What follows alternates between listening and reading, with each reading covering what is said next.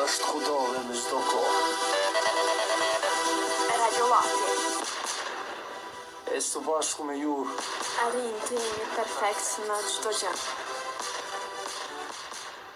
Me 20 qershor të vitit 2000 ka filluar gazetar Enver Hyseni si gazetar në Radio Lab.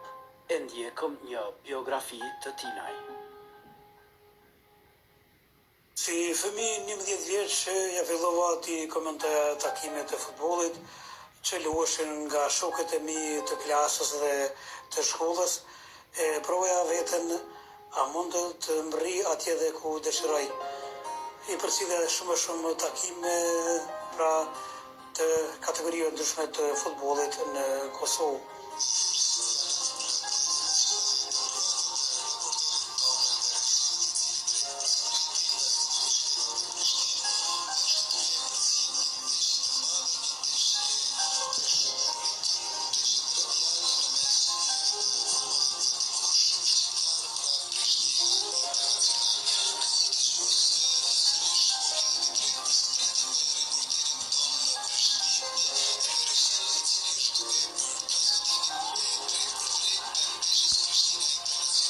Adesso te come partendo di fuoco nella prima città, bastante importante.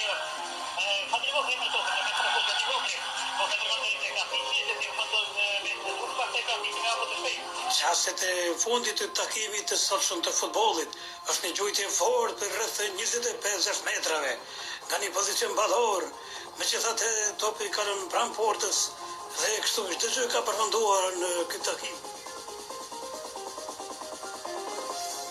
Në shkollën e mesme kisha rastin edhe që të ushtroj rolin e radiokronistit, duke shkuar nëpër stadiume, duke incizuar veten në magnetofon.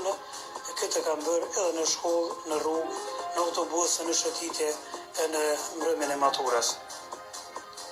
Shumë herë kam shkuar në audicion në Radio Prishtinë dhe në televizionin e Prishtinës, por nuk isha njerëz të afërt për të gjetur pra punë atje si gazetar komentator. Më 20 qershor të vitit 2000 themelohet Radio Lapi. Aty unë pranohem si gazetar i sportit, por në mungesë të gazetarëve të terrenit, kryeredaktori i atëhershëm më cakton që unë ta kryej edhe detyrën e gazetarit të terrenit, pra për të gjitha fushat. Pastaj më thonë që unë t'i drejtoj edhe programin e mëngjesit, emisionet e dini se, Infomix, dëshirat e dëgjuesve, studio hapur, lajmet, por edhe programet festive. Në këto vite, numri i emisioneve që i kam drejtuar është tepër i madh. Për punën që kam bërë, jam nderuar me shumë mirënjohje. Puna e gazetarit është bukur, por e vështirë. Natyrisht për shkak të kushteve dhe rrethanave që mund të krijohen. Kam pas rastin që të kemi edhe kërcënime, por gjithmonë e vërteta ka ngallënyer. Kam qenë edhe bashkëpunëtor në Radio Tokagjini për 10 vjet me radhë si radiokronist i sportit, po edhe ngjarjeve tjera që janë zhvilluar në komunën e Podijeve. Ne interesohemi për problemet e qytetarëve, po për ne askush nuk e çan kokën. Energia pozitive jeton me DJ Rrush.